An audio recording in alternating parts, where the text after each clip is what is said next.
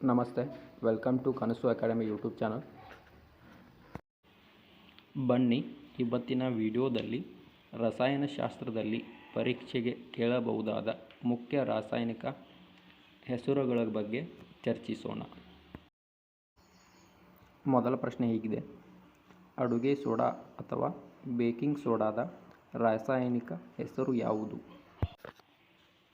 ಈ ಪ್ರಶ್ನೆಗೆ ಸರಿಯಾದ ಉತ್ತರ ಸೋಡಿಯಂ ಬೈಕಾರ್ಬೋನೇಟ್. ಅಡುಗೆ ಸೋಡಾದ ರಾಸಾಯನಿಕ ಹೆಸರು ಸೋಡಿಯಂ ಬೈಕಾರ್ಬೋನೇಟ್ ಆಗಿದೆ. ಈ ಪ್ರಶ್ನೆ ಹಲವಾರು ಬಾರಿ ಪರೀಕ್ಷೆಗೆ ಕೇಳಲಾಗಿದೆ. ಎರಡನೇ ಪ್ರಶ್ನೆ: ಯಾವ ರಾಸಾಯನಿಕ ವಸ್ತುವಿಗೆ ಹೈಪೋ ಎಂದು ಕರೆಯಲಾಗುತ್ತದೆ? ತುಂಬ ಮುಖ್ಯವಾದ ಪ್ರಶ್ನೆ ಇದಾಗಿದೆ.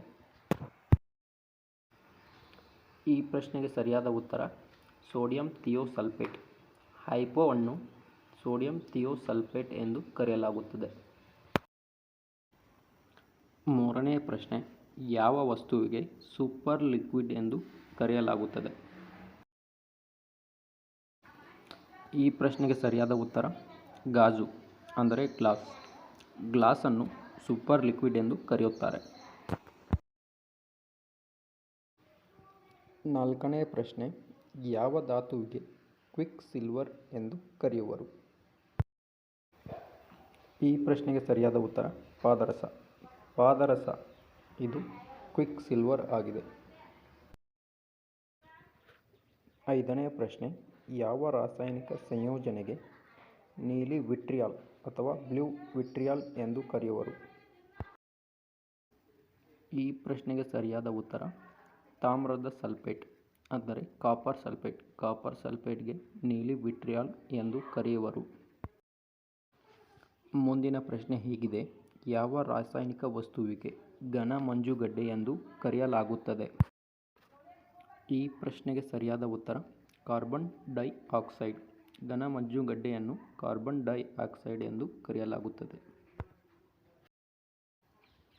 ಏಳನೆಯ ಪ್ರಶ್ನೆ: ಯಾವ ಅನಿಲವನ್ನು ನಗಿಸುವ ಅನಿಲ ಎಂದು ಕರೆಯುವರು ಅಥವಾ ಲಾಫಿಂಗ್ ಗ್ಯಾಸ್ ಎಂದು ಕರೆಯುವರು?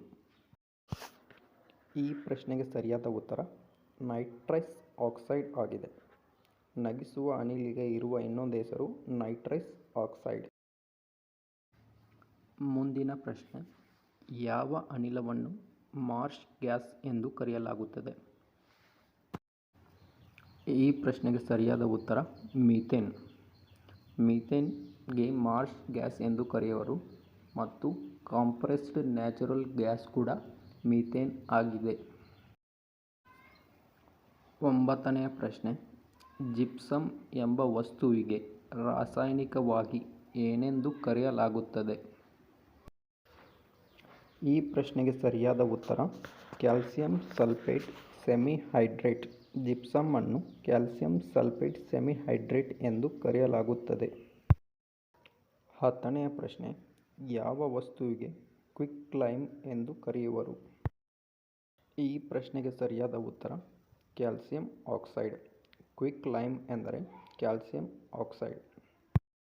ಬನ್ನಿ, ಇನ್ನೂ ಕೆಲವು ಮುಖ್ಯ ರಾಸಾಯನಿಕ ಹೆಸರುಗಳ ಬಗ್ಗೆ ಚರ್ಚಿಸೋಣ.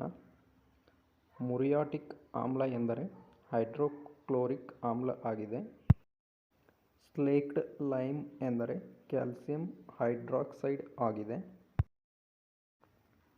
ಕ್ಲೋರೋಫಾರ್ಮ್ಗೆ ರಾಸಾಯನಿಕವಾಗಿ ಟ್ರೈಕ್ಲೋರೋಮೀಥೇನ್ ಎಂದು ಕರೆಯಲಾಗುತ್ತದೆ.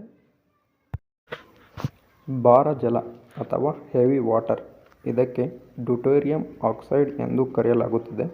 ಇದು ಒಂದು ಬಾರಿ PSIಗೆ ಪ್ರಶ್ನೆಯಾಗಿದೆ.